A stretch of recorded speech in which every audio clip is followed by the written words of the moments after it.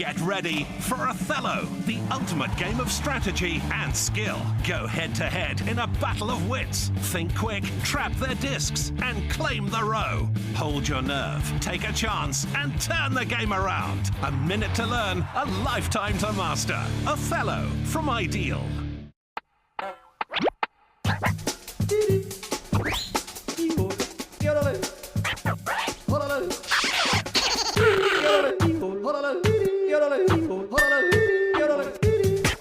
Othello, a minute to learn, a lifetime to master.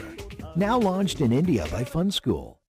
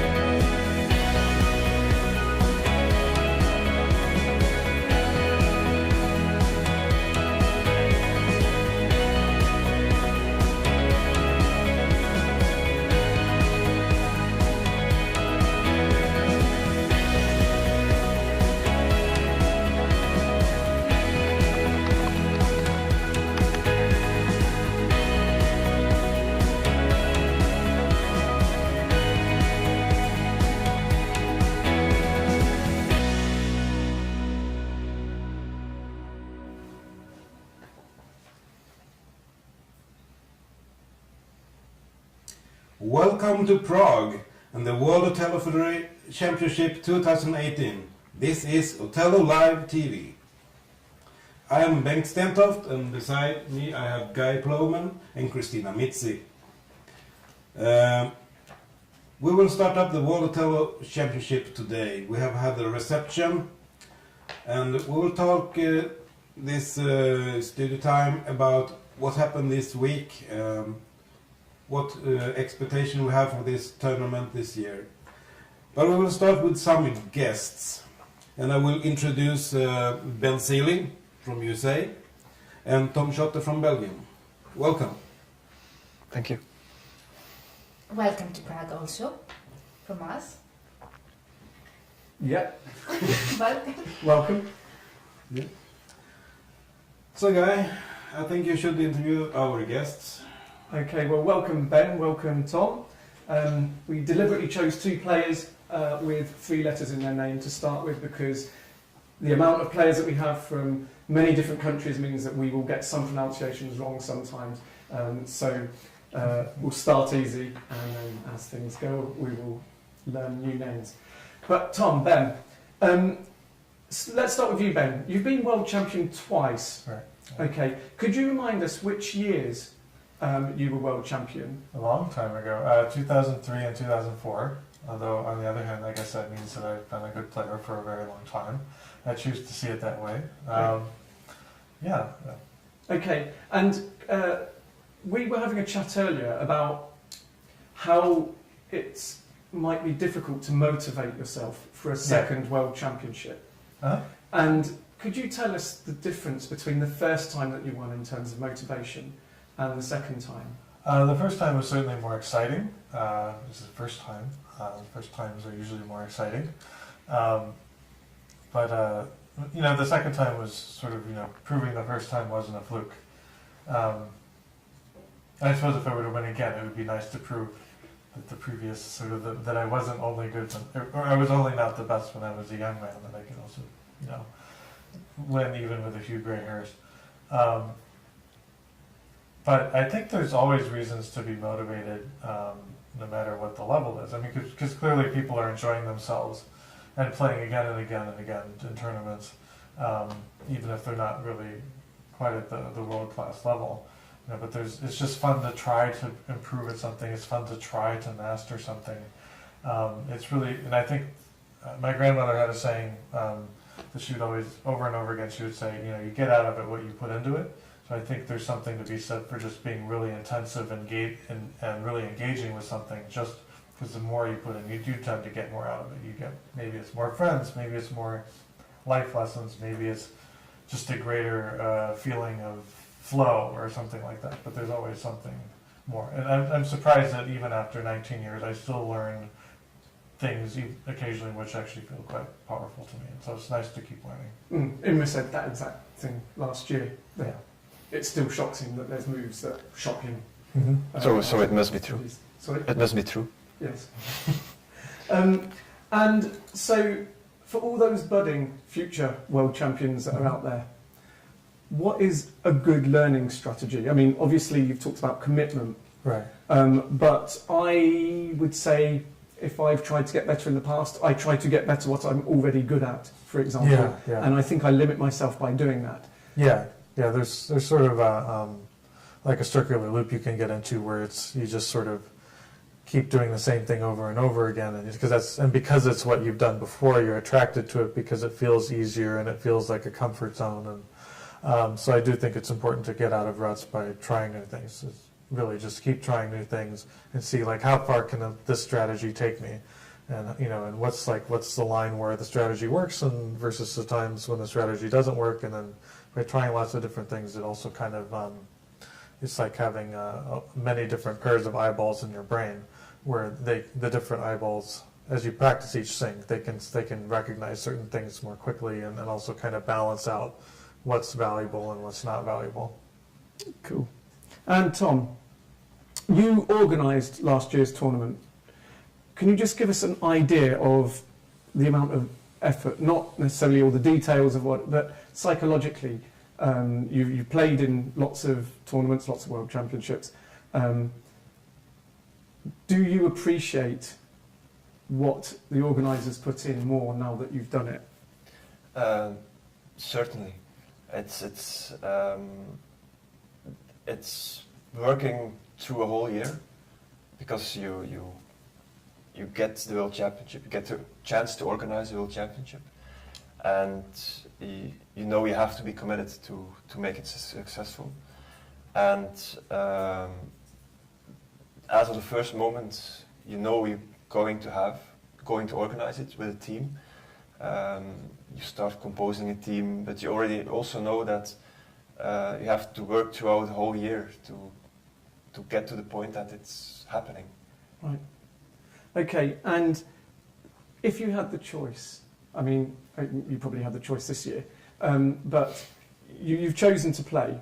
You are Belgium's best player by quite a long way, and therefore, if you wanted to, at the moment, for the foreseeable future, you could probably qualify to play in the team.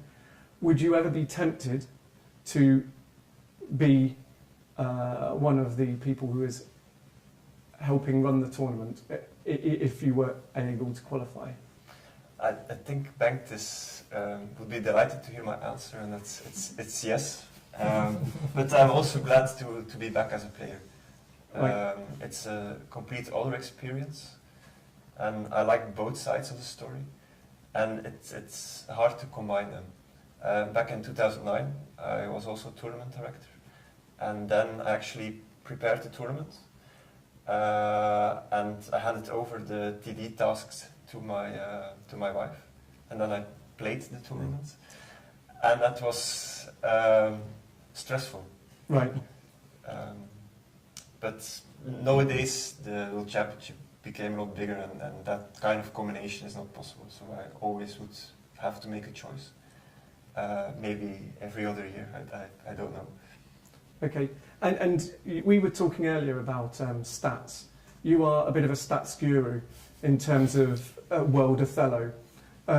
What stats have you brought with you in your head for this tournament? For this one, let me think. Well, the biggest one I think is the most participations, and that's Carsten Valborg from Denmark. And this year he's celebrating some kind of anniversary. It's his 30th participation since 1982. So he didn't miss that many since. Okay, is that something that you're going to be gunning for in the future, that record? I'm now playing my 12th tournament, which is far behind Carsten. But maybe, you never know. But Carsten is still around, so he can still add 30 more. Yeah. Right.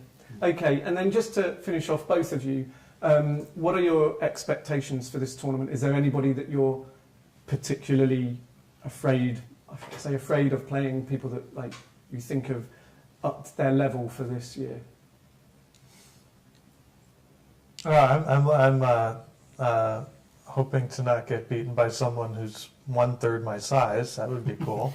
That could be difficult in that would be, one game. Yeah, Fukuchi from Japan. Yeah, I mean he's just so tiny. He's not just young; he's tiny. Yeah, This little guy. but we had Takahashi last year, who was 12 and got to the final, Yeah, it's and extraordinary. then lost in the final. And Yeah. Fukuchi is 10, I believe, Yeah. and But he's so And- little. yes, he is small as well, He's physically so small. cute, isn't he? Yeah. And he beat Takahashi Yeah. to get to this tournament, He's rated I didn't higher know than that. and he's Takahashi, rated yeah. higher than him. I So didn't know that. And also, Okay. also important that he beat Takanashi this year. Yeah. right, And Takahashi wasn't able to last year Exactly. throughout the season. yes. And so there is some competition.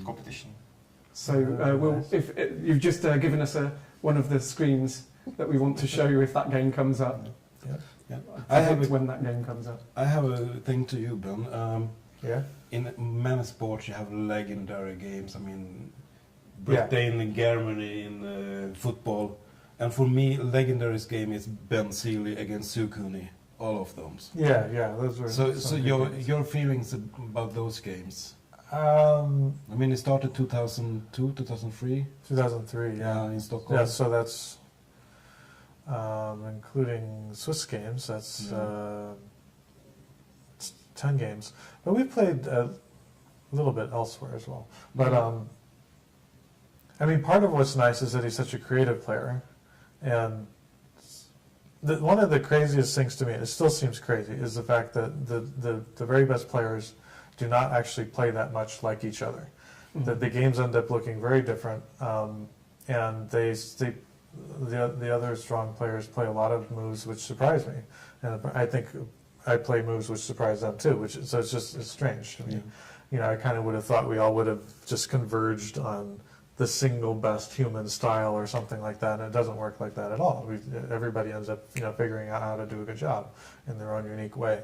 And sometimes just the way the game plays out, sometimes a little decision made earlier in the game ends up radically changing how the rest of the game gets played out. So that's part of it. But so I liked how creative he was. And he was so intense. But I've always liked him. I think that's a nice thing, to play someone that you like. He's immensely charming.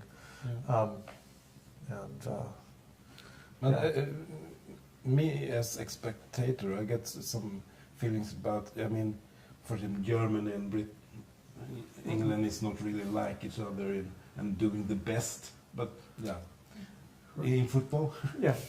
not Othello, but it's I get the same feeling in Sukun and Sealy game. I mean, Yeah. they play in Thailand. It was much more interesting when you play Right. because Right.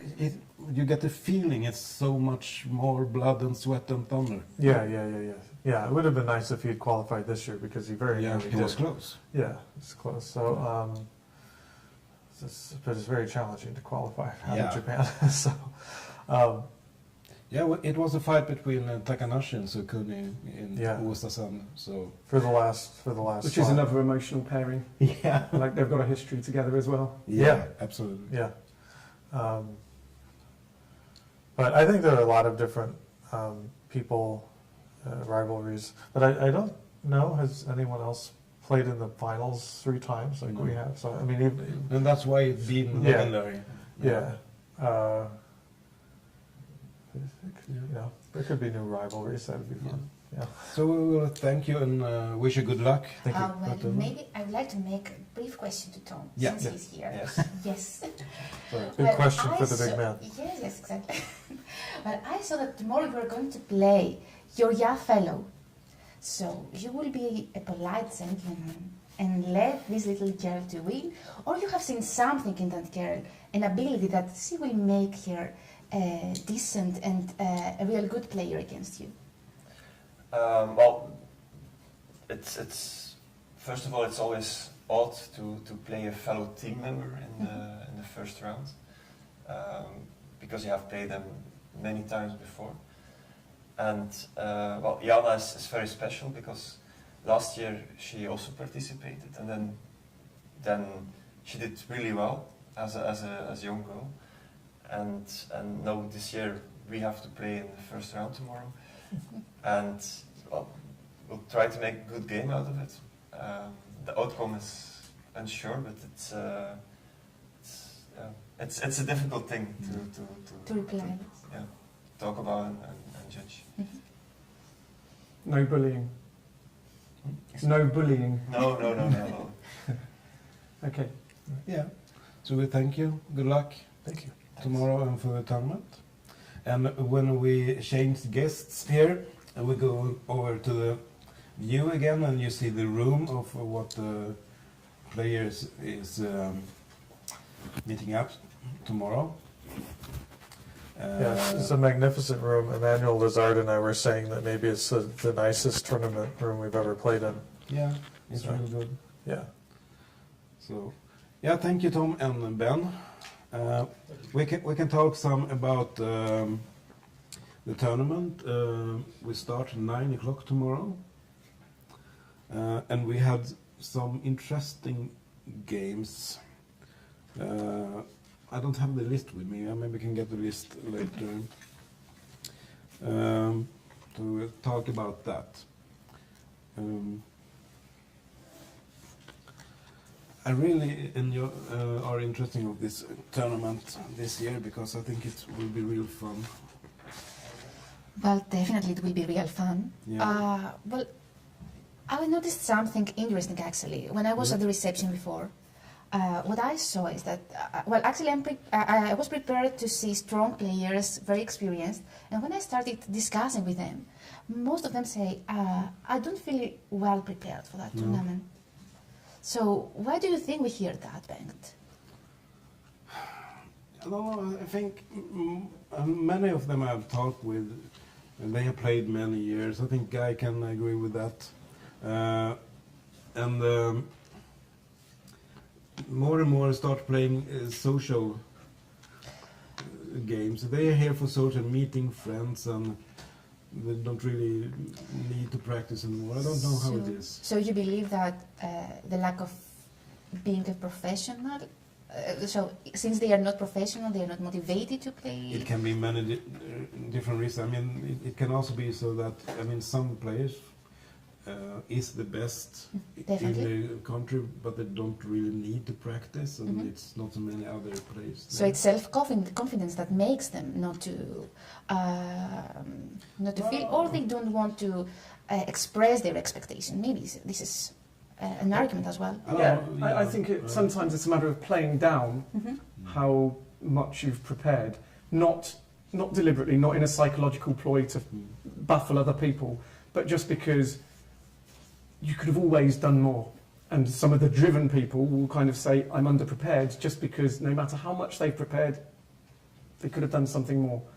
And I'm not saying that's always true, but I think that sometimes it's just a matter of, I could have done more, and I'm not as confident as I could have been if I'd done more. But it doesn't, I mean, the quality is really high. Those people are that good that they will have a competitive chance, even with what they perceive as a lack of preparation. Yes, definitely. And we have very experienced players in that tournament as well. Yes. Yes. Sorry, we get the wrong guest in here. Now we have the right guest. Sorry. So we need to talk more about this, I guess.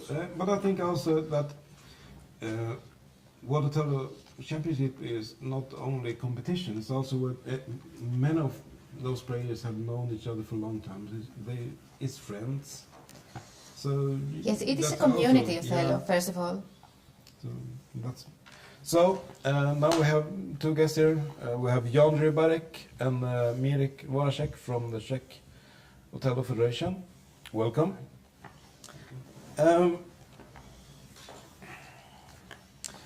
You're here because you're the tournament directors and host for this tournament.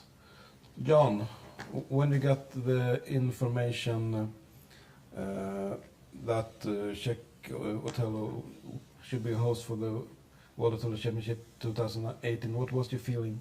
My jsme tady, protože jsme ředitelé místní turnaje Otella. A když si dostal informaci o tom, že Othello se bude konat v Praze, co si cítil, jaký jsi měl to pocit? No, Othellu se věnuju zhruba od roku 1999. Pořádal jsem řadu Grand Prix turnajů, EGP, no a pochopitelně minulý rok, když jsem měl možnost navštívit Gent, 41. mistrovství světa v Othellu, tak jsem měl velkou radost, protože jsem mohl čerpat zkušenosti, jak se vlastně mistrovství světa organizuje. Takže pro mě to bylo příjemné, protože je to nevšední zážitek se podílet na práci týmu lidí, který prostě se věnují přípravě, průběhu, organizaci mistrovství světa. Takže jsem tomu rád. I have been with Othello since 1999, Yeah.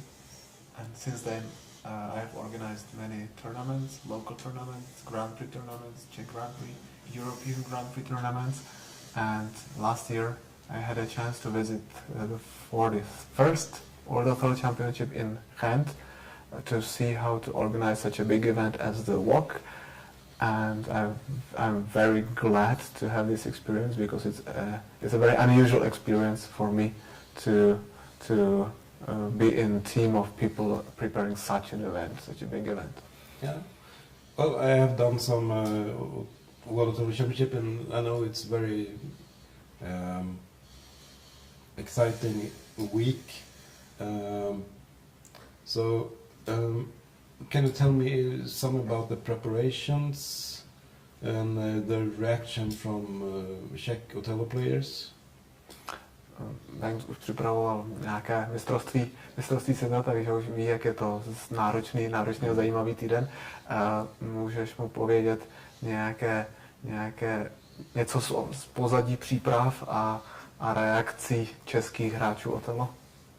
No tak jednak po obdržení zprávy, že budeme mistrovství světa letošní organizovat, tak většina hráčů měla z toho velkou radost, že v Česku poprvé mistrovství světa se bude konat.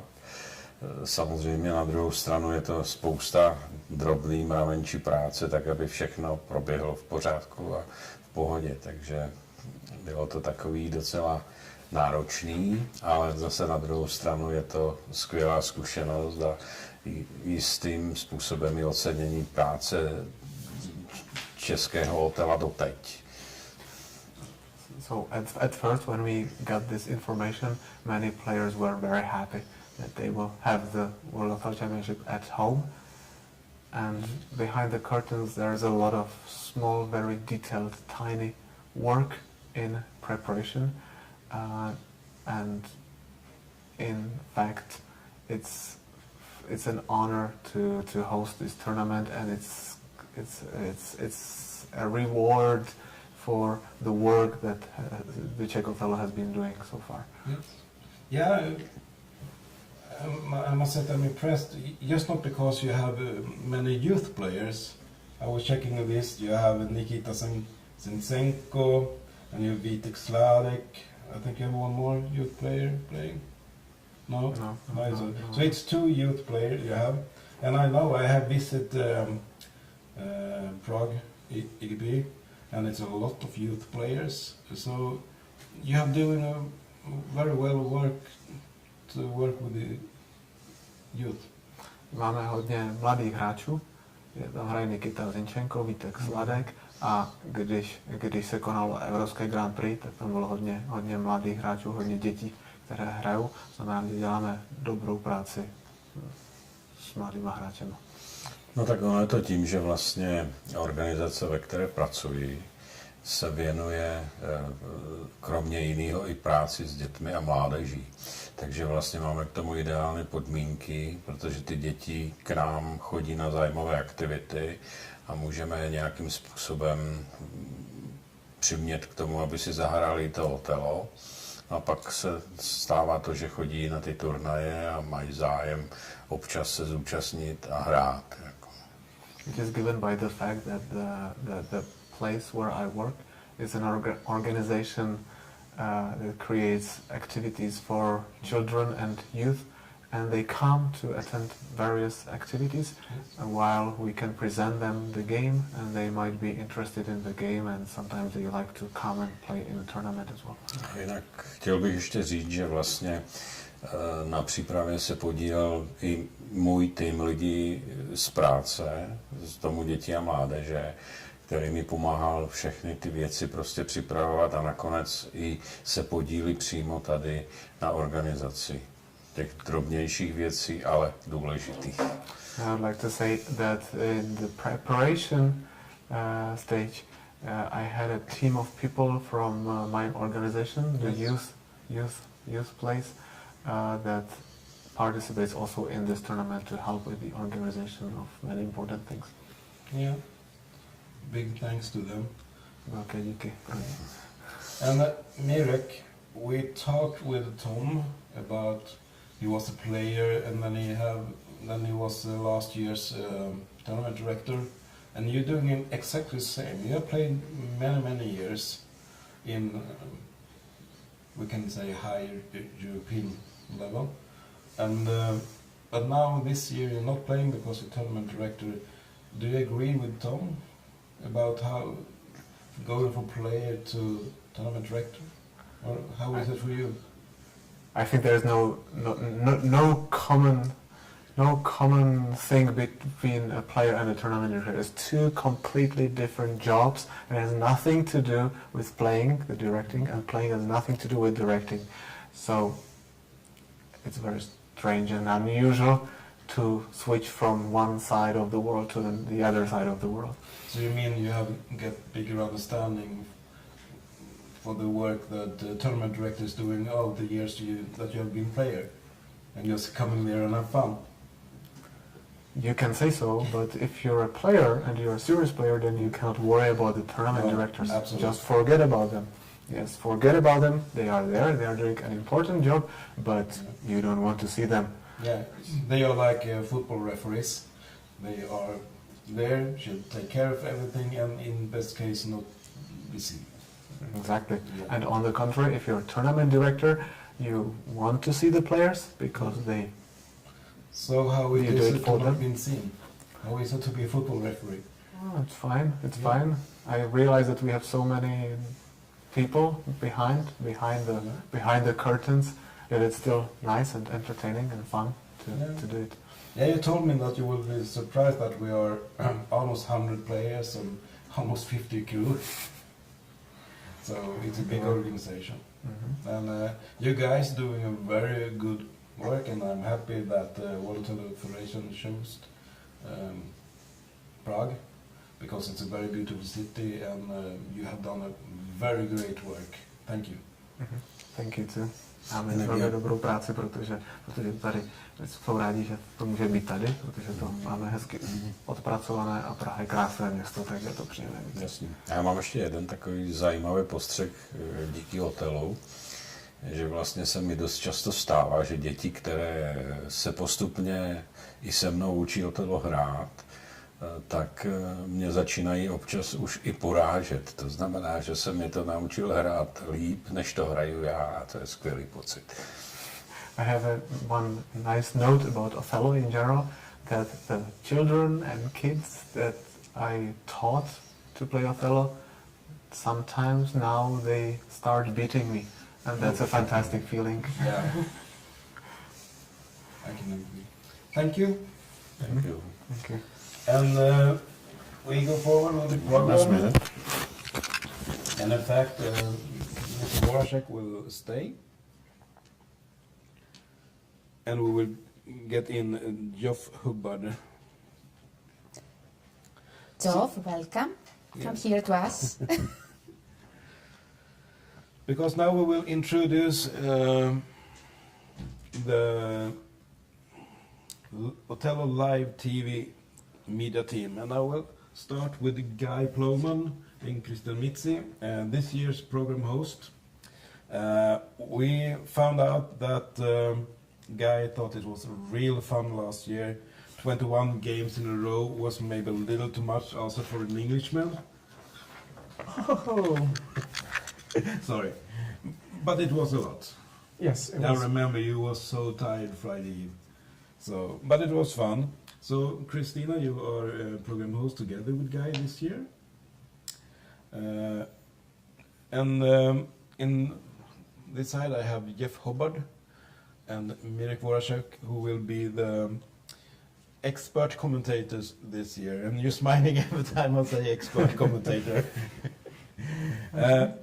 So I will introduce you one by one. We start again with you, Guy. When did you start play Othello? And When I was 16, so 30 years ago. yeah, and you have some titles, I remember. I was a member of the British team which won the 1996 Yeah. World Championships, and then I've been British champion twice. Oh. Yeah, that's so just like that's that sums me up. Very good. Yeah. And Christina, you are from Greece. Yes, I'm from Greece. Yeah, and you played. I remember because yesterday we talked that it was 10 years ago we met first, 2008 in Oslo. In Oslo, yes. Yeah. I was the champion of Greece in 2008. It was my first Othello tournament, and it happened to win that. And then I came to Oslo. I met you guys, all this amazing community, all those enjoyable and intelligent people that with whom and I really like to interact with you. Well, but my Othello journey went on. I represented my country in 2 other World Othello Championships in Rome and in Gent. I have also represented Greece in 4 European Grand Prix tournaments, and in 2017 I came fourth in the EGP organized in Athens. Yeah. So this is me. That's you. And now you're here. I'm here, and Yeah. hope we will enjoy all this. Yeah. I remember I was planning the live Othello this year, and I asked a guy, and then I was thinking, what more should we have? And then we was chatting on Facebook, and I just not for fun, but was thinking, yeah, Christina can be good. And I asked you, and then I didn't hear for some week anything, and then you say, okay, can you buy my ticket? So that was good. And another guy who did the same. I met you in Copenhagen. Yes. Some months ago, but you wasn't there for playing. No, I've taken a bit of a break from Othello tournaments since Yeah. 2010. A little short break. Yes. Yeah. And I thought I'd come along and say hello. Yeah. And, got bitten by the Othello bug again. Yeah. And someone just talked about the live Othello, and you say it was fun to see, and I say yes, we have a spot left. Do you want it? Yeah. And then someone said, yeah, okay. So here I am. Yeah. But you're not Danish. No, I'm not Danish. I'm Australian. Yeah. I started in Australia. Started playing in 1995 and travelled back and forward to Europe for the World Othello Championship for many years. And then I moved to the United Kingdom, Yeah. where I lived for 10 years and won the British Grand Prix tournament 6 times, Oh. which means I played a lot of tournaments. Yes. Um, Do you remember this? Oh yeah, yes. It's weird for me seeing Jeff now because when he was in Britain, I saw you 2 or 3 times a year for a number of years, and then I haven't seen you, and just it's really lovely to see people that I haven't seen for a long time. Yeah. yeah. And then I moved to Denmark. Yeah. Won the Danish championship in 2010, and then thought I've hit my peak. But you didn't win in England? No, I title? didn't. It had been nice to be also champion in England I've and never been the Australian champion either. only Danish. Yeah. Interesting. Mhm. Yeah. Perhaps that's why I chose to settle there. Yeah. Now I've done my thing, yeah. Mirek, welcome again. Thank you very much. You have played for long too. 20 years, just like the Czech Othello. Yeah. So it's been 20 years since 1998. I remember my very first game. I had no idea what I was doing. I was just putting discs. but I won it against a friend who had the same no clue what he was doing. I think that game was the decisive one. Okay. That game made me keep on playing. The second, most important game was the first international game, where I played Imre leader. Oh, yeah. I lost, but after the game he told me that I made the mistake in move 4. So that kept me playing even better. And I've won the Czech championship for about 10 times. Hard to count now. And the best result I made in Stockholm. Yeah. 2013, the 9th place. So that was my best. And this year I'm resting. Yeah. And you are a tournament director for first time. I can tell you that it's fun. You maybe can do it more. I can maybe introduce myself. My name is Bengt Stentoft. I have played since 1986. And I have stopped count how many World Othello Championship I have been tournament director, but it started 2003. And I have played World Othello Championship 2001 in USA and 2014 in Thailand. But if I see you guys, I think I'm just an average player. So I'm happy you're here and explain for me what Othello is. And I'll do.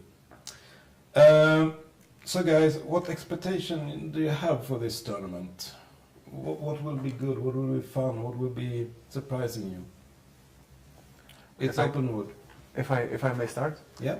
So what I'm expecting to see a nicely run tournament, first of all.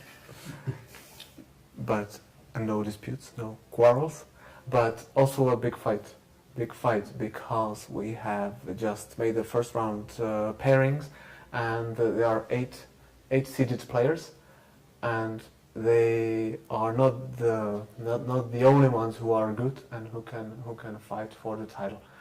And I don't remember how many seeded players we usually have. I think it's definitely more than last year, and than usual, the 8 people. So I'm really glad they came. They are participating, and they will show us how the game is played. Can I just ask a quick question about the seedings? I was wondering when they were being called out how they were chosen. Because obviously if I look at rankings, for example, there were people who are ranked high enough to be a seed, but maybe it's their first World Championship and they're just... So how were the seedings chosen? It is the semi-finalist from the last 10 years. Semi-finalists from the last 10 years. Okay. So that's how we see the players. But yes, some of them are lower rated than others who's just coming. For example, Fukuchi from Japan, the 10-year guy, is rated number 3 in the tournament, the 9th in the world, but he's not seeded. Right. Only Yusuke Takamashi is seeded. Right. Japan. And that is a good segue into what I was going to answer with your question. The thing that I'm really excited about. Last year, I loved interviewing Takahashi, the 12-year-old who was blowing the field away during the Swiss part of the tournament. And then to hear that there's a 10-year-old who beat him to get to the World Championships, has a higher rating than him, and is third of all the players in this tournament at 10. It fills my heart with joy again, because I hope to experience a similar feeling, because if he gets to the semi-final, or to the final, sorry, then it's an even better achievement than a 12-year-old doing it. And in anticipation of that possibility, I'm actually really excited to see some of his games and what his style is, because I think the other thing is young players are getting better, and they're learning in an environment that's different, certainly different to me with no computers when I was learning the game, and somewhat different to people who grew up with computers and analysing, but not primarily loads of online games and things like that.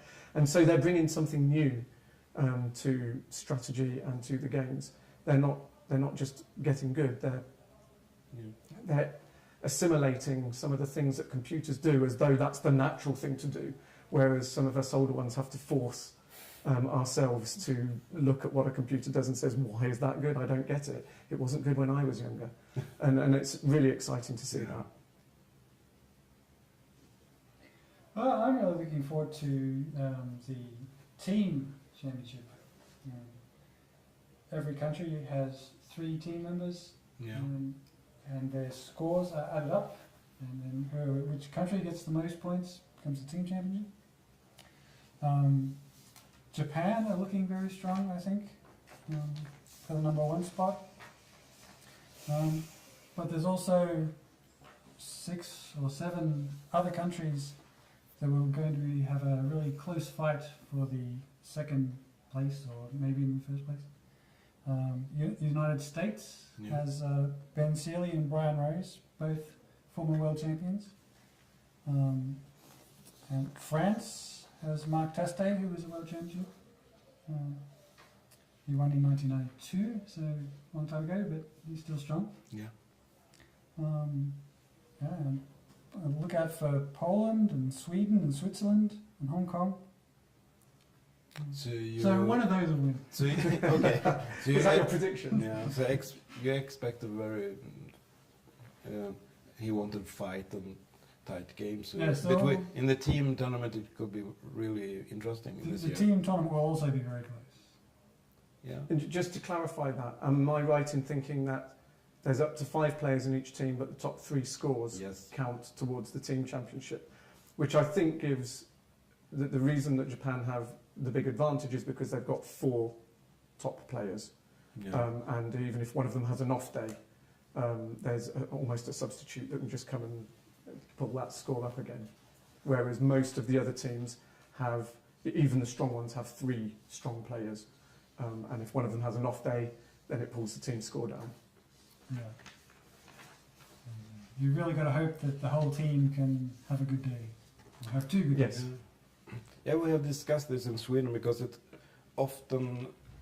team is 3 players, it will be the 3rd player who will be the weak link. If you have, for example, you say Brian Rose and Ben Seeley, 2 top players, but the 3rd and 4th players Yoko Sano and Joseph Rose. So it's needed for them to, get more points. Yeah, but they're also excellent players. Yeah, they're excellent players. But I mean, it doesn't. If you have 2 players and not that you can winning. To win the team championship, you need 3 good players to play very well. Yeah. You mentioned Yoko Sano. She's she will try very hard, I think. She will try very hard because there is a very equal female competition group. Yes. And she's in a group of 6 top-seeded females. Not seeded, but ranked. Yeah, ranked. Yes. And if you look at the female competition, you have really 6 ladies that can fight almost equally. And they will be fighting very hard against all the other guys just to get their points. Yeah. Yes, and 4 of them have won a world championship. Yeah, I was thinking exactly. Yes. You have Misa Sugawara, who's a reigned champion. You have Veronica Stenker from Sweden. Yeah, Jessica Helmes, Netherlands, and Yoko Sano, yes. So it's 4 of them. And those 2, it's not to be world champion, Velma Fu and Nida Patarakul, is players who have played semifinals. Velma Fu in Iceland, 2005. And and I know Nida Patarakul also played finals. And that's the reason that we've chosen for one of our feature games. We've got Veronica Stenberg versus Velma Fu. Yeah. The first round. For tomorrow, yes. It will be a very interesting game. So you think, Jessica Helmes played final last year against Misa, so it's logic that she can be there at the top. So it's hard to predict there who the semi-finals should be. It's 6 of them fighting for a semi-final and 2 of them must gone. Hard life.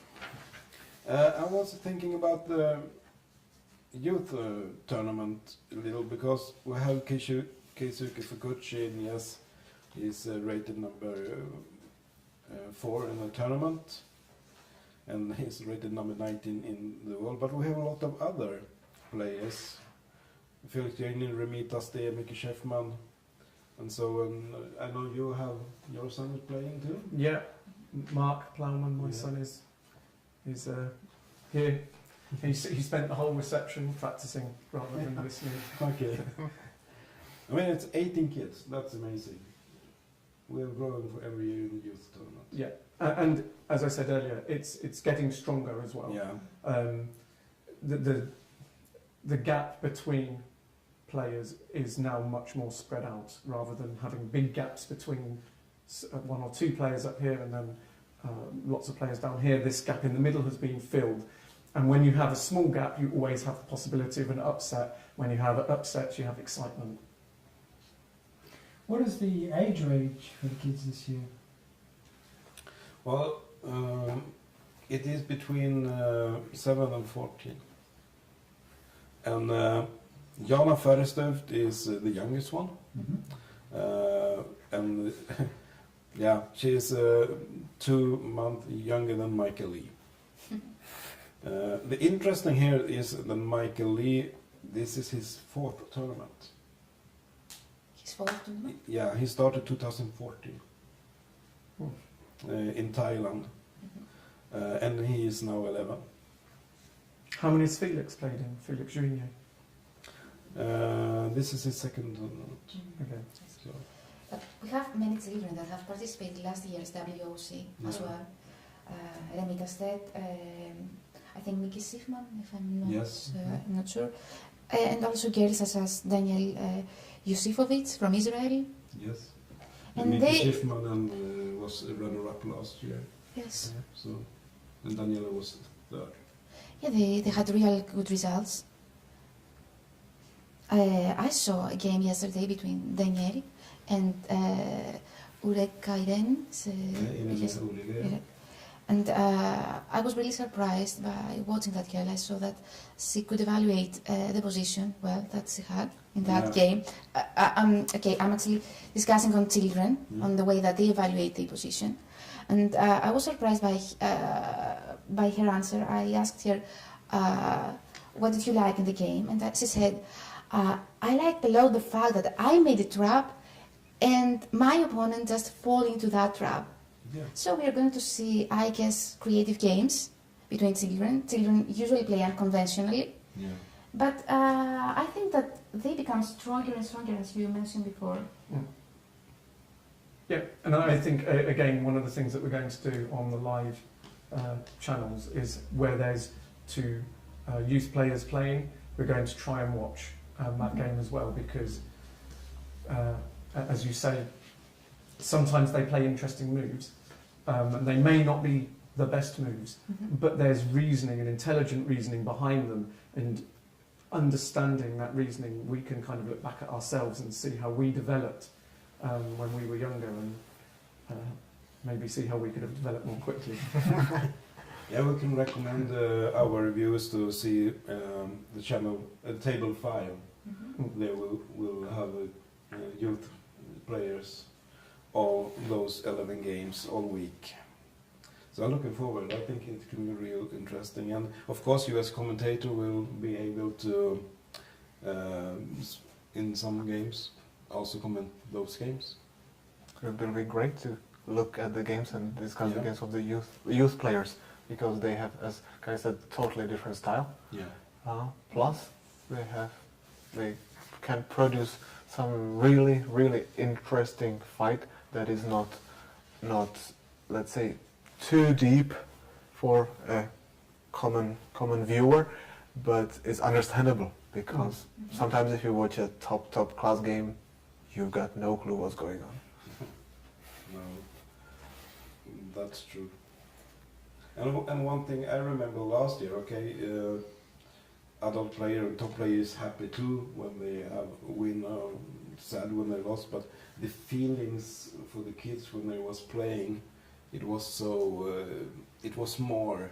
If they won, they running around and screaming almost, and if they was sad, they was really sad. You don't see that in top level. And I think it's nice to see. I think you see it in the top level. I think the children express it more openly. Yeah, true. But when you see some of the top level players after a game that they've lost go into a corner on their own with their computer, analysing where they went wrong, the emotions that they're feeling inside are pretty similar. But as you say, they don't They show don't it. express it. Yeah, No. they keep it inside and just go and hide themselves. Before we end this tonight show, we can just see in general the World Othello Championship. We have a lot to play. We have, how many was played? 80? I don't remember. In fact, around 80 players, and it's many of them who will fight for the semifinals. But do you guys have any favorites? Mirek, if we start with you, which 4 players do you want to see, or do you think you will come to the semifinals? I want to see. Yeah. I think it's Yusuke Takanashi. He will make it. I know everyone will say that, but he will make it. I met him when he was coming to the reception, and he was just focused, hopefully on Othello. I cannot tell. I cannot read his mind. That will be him. Then I would put the young guy, but I cannot. Fukuchi. Yeah. Thank you very much. It's hard for me to say. And then I bet on. Well, I like to bet on Nicky. Our Nicky van der Bichela, the best European player, but I would also like to see Dominik Novak, because he has disappeared for some quite time, and now I hope it will be his return to this year to beat the others. Yeah. Well, we hope he can do it because he's seeded players this year.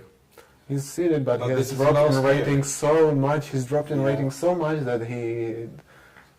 Looking at rating, he does not deserve to be anywhere but the complete average. Yeah. However, I think. But if you want to continue as a seeded player, you must be at least in semi-final this year, because next year he is not seeded anymore. I think that's not the goal to continue as a seeded player. The goal is to be there on the top. I was thinking about Yusuke Takanashi, because if you see the results this year of Yusuke, yes, he's playing in the Japanese team, but he took the last chance in Usasen. I mean, he wasn't even top 20 in Meijin. He lost the first game. It's a tournament there. If you lose one game, you're gone, and he lost the first game in Meijin. He was gone directly. He lost against Fukuchi in one tournament, and he was not one of the top players in Japan Nationals. And then he took the last chance against Sukuni in the final of Usasen. So his year have not really been so good that we normally see him. Do you still think that he will be in the top, or is World Othello Championship now? It's World Othello Championship now. You can lose the first 2 games and you'll still easily be in the semifinals. Yeah. Do you agree? Yes, I agree. I think it's going to be very close. There are so many really good players. I would not be surprised if we see a situation where at the end of the second day we have 5 or 6 players who are all going to be in contention for making the finals on the last day, and we might even go to a playoff on Thursday afternoon. Yeah. I see that it is 4 Japanese players of the top 8 and top 10 and 2. Is it any dangerous that the Japanese players thinking it over? Everyone thinking, also the Japanese thinking, okay, we will do the semi-final, so that give other the chance to surprise. I think it's always possible. I mean, if you've got top players, that each top player has a chance of getting to the semi-finals. To pick 4 specific players from the top 20 and say all 4 will get to the semi-finals, the chances are much, much lower. Because if just say they're all about the same standard, for 4 out of 20 to get to the... I mean, they're not all the same standard. They are, as you say, there's 4 of the top 8. But nevertheless, you know, the top 20 should be aiming for the semi-finals. Yeah. And I wouldn't pick 4, ever, any 4, and be confident that I've picked the right 4. But if I ask a question, can you say 4 players you think should be worth to be in the semi-final, fighting for it so long? That wasn't the question I wanted to answer. I think... so I agree, Takanashi, just because he's so consistent. His back was against the wall this year, and he still pulled it out of the bag to get here. Which in Japan, being here so consistently in the World Championships is a pretty amazing feat in itself. I think Pianat Ancheli, he's a big preparer. If he's prepared, he's got a chance. If he's underprepared, then maybe not such a chance as some of the more, I use the word natural players, some of the players who just don't prepare as much and very early and that kind of stuff. I would like to see Fukuchi tear up the field, just because it excites me. As I said before, I would like to see Mark Plowman in the semi-finals. I don't think that's going to happen, but I hope he learns a lot as well. And as an Englishman, I would like Imre to do really well. Yeah. But Imre is a player who generally he's naturally very, very good. Naturally. He doesn't put in the same preparation that the people who do consistently well in the World Championships. So he can therefore be erratic. If he gets to the semi-finals, he's got a chance of winning. But if he doesn't, then... well, I mean, obviously he hasn't got a chance of winning if he doesn't get to the semi-finals. But it's not obvious that he can compete with the people who are as good as him and prepare well on top of that. But I hope he does. So last but not least, me. Well, I will say Yusuke Takanashi as well, traditionally, the Japanese guy, and Fukuchi, but I'm expecting also Pianat Ancheli, I may pronounce it well, from Thailand. Yeah. But I won't make a prediction for the fourth play, for the fourth one. I will leave it to the fantasy of the, of the audience. Yeah. How about you, Ben? Yeah. If you can't ask us that question, you then back out of it yourself. I am thinking because when you was talking here, one name popped up, and that's Stefan Nikolev. I mean, he's back. If he had prepared or just took a chance when he qualified, I don't know, but he was in final in Greece, 2007. He's a good player. And I think in Tokyo as well. He was in final. So, if I should choose someone I think could surprise, you never know where you have him. He can surprise. And I also want to warn for some of the young players who's coming, the young European players. Okay, Nick is still young. And also some of the Swedes can really surprise, I think, in fact. Yes. So year after year, there's always a Swede who goes on a run in the middle of the tournament. Yeah. And you think, and then disappear a day too. Yeah. We have Daniel Turunen last year. Yeah. He won against Okamoto, had a close game against Takanashi and Takahashi. And they too. Nicholas Vettergren has gone on those runs, and Jan de Graaf also in Cambridge got off to a flyer in the first 7 rounds, I think it was. Yeah, I remember in Thailand, Jan de Graaf was very good the first day. He surprised a lot.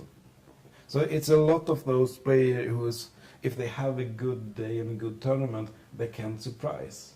Then if they can succeed all the way, like Donald Turunen did last year. He played very well first day and was tied second. That we don't know, but I think we can see some surprises this year. And I actually think that this is one thing that's unique about the World Championships as well, is that most tournaments don't have 13 rounds, and it can be very, very tiring. Yeah. And so, those players who play without using much energy can actually perform relatively strongly over the whole of the 13 rounds.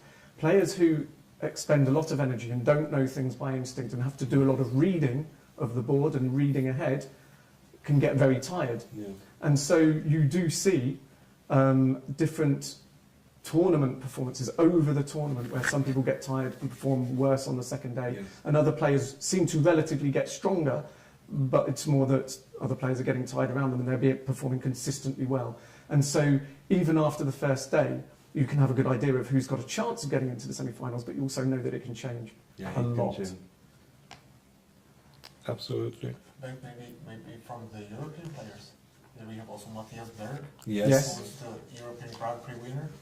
Yes, And that's we true. also have Takuji Kashiwabara, who is not the European Grand Prix winner this year for since long ago. Yeah.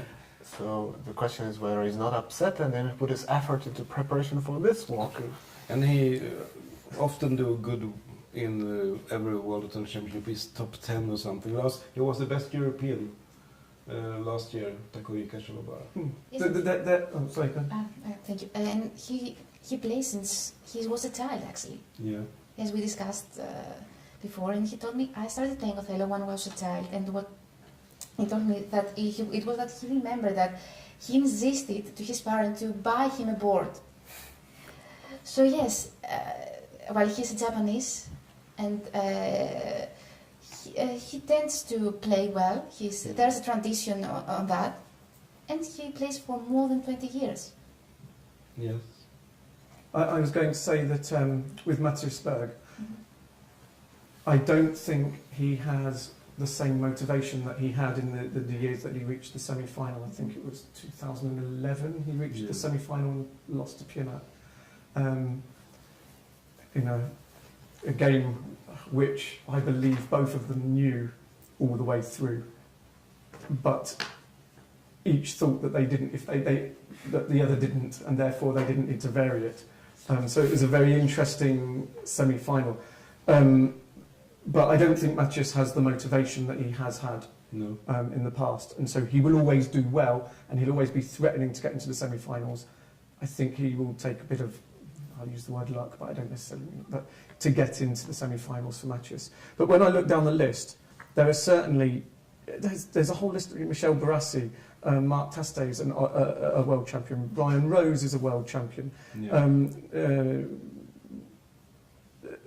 Just there is a list here that. And we have not discussed one guy you won for us for last year, Arthur Jungnier. Arthur. Yes. Jungnier from Yes. Switzerland. Is he ready to take the next step up? Maybe. Well, I don't know. But part of his strength came from youthful enthusiasm and not being worried, lack of fear, and he played really exciting moves, and I think he will be threatening to get into the semi-finals. But I think I'm not saying he's got worse, but I'm saying the youthful enthusiasm that he had when he was younger, where he was just blitzing people. I'm not sure that he's got that anymore. He's matured, which is not necessarily a good thing in this case. Why is it not good? We have just 2 minutes left of the So time. why is it? Yeah, why this is not good, actually? What, maturing? Yes. In that respect, losing the lack of fear, losing the youthful enthusiasm, where you're obsessed and you put everything into wanting to do well, I think losing that is a bad thing. There's good things that come with maturity as well. I'm not saying that there isn't. So I'm sorry to say that it's time for us to leave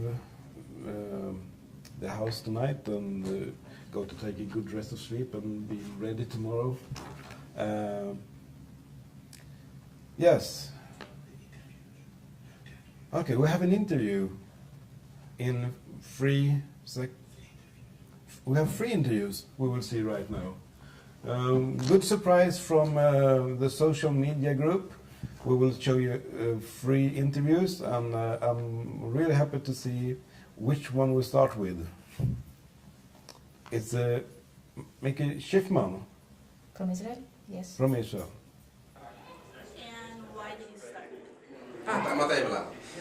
I started playing 5 years ago, and that was because my grandfather just played the game and I wanted to try. So he teaches me, and I start to play this game. Also, how do you practice to become a stronger player?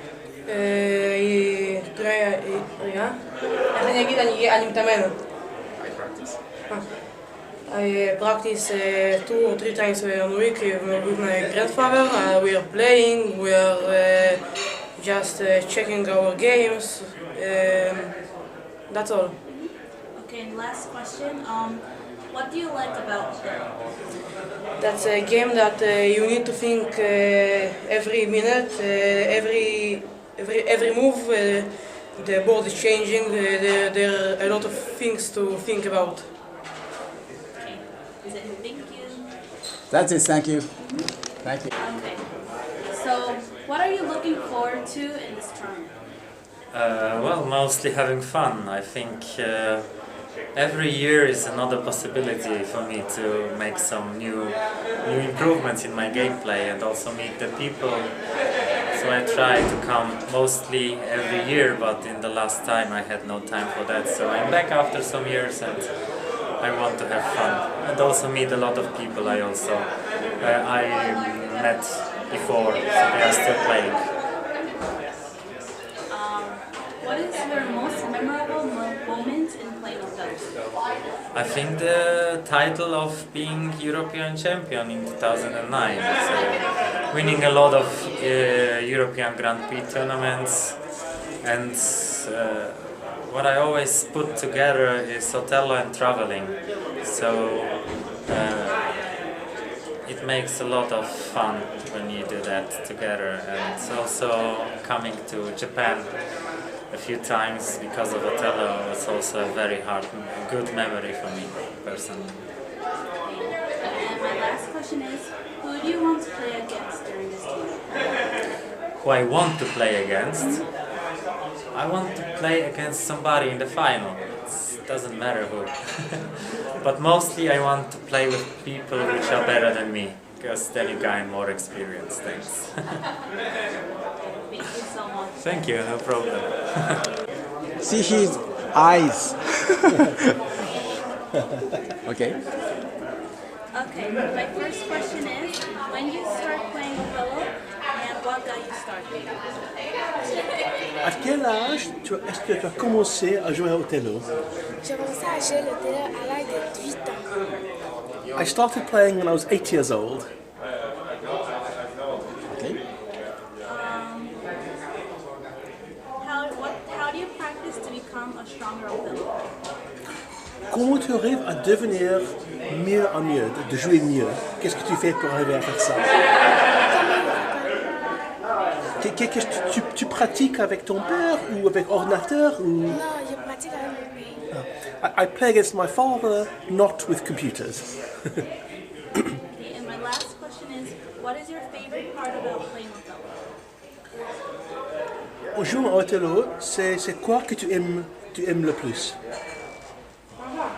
J'aime jouer beaucoup. Tu aimes? J'aime jouer beaucoup. J'aime.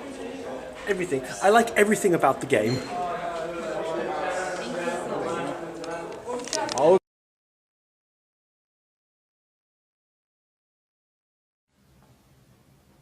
And so we are back, and thanks to the social media team and Julia Rose and Tad Miyahata for those 3 interviews. Do you have any comments spontaneously?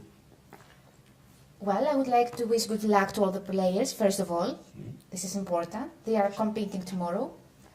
I don't have actually any comments, but I have a feeling that we're going to see very bruising battles in that tournament.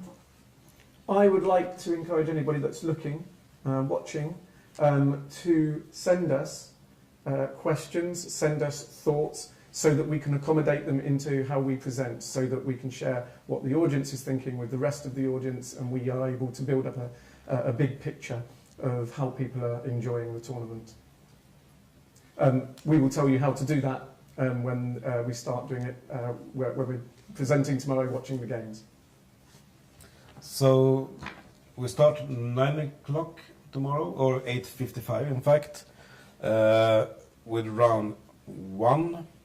And you find all information at WOC2018.worldothello.org. There is our homepage. You find the live TV schedule. You find all information about players, and so. And then you see us on YouTube, of course. I will thank all you for, and see you tomorrow. And good night. And to all you, don't play Othello all the night. Sleep and be ready for a real fun day here in Prague. Good night.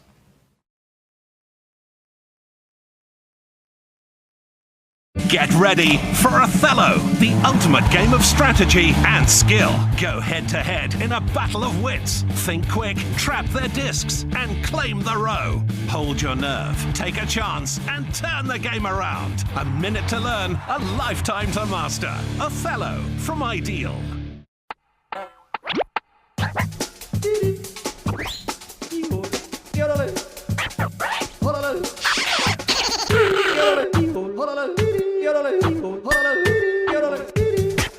Othello, a minute to learn, a lifetime to master.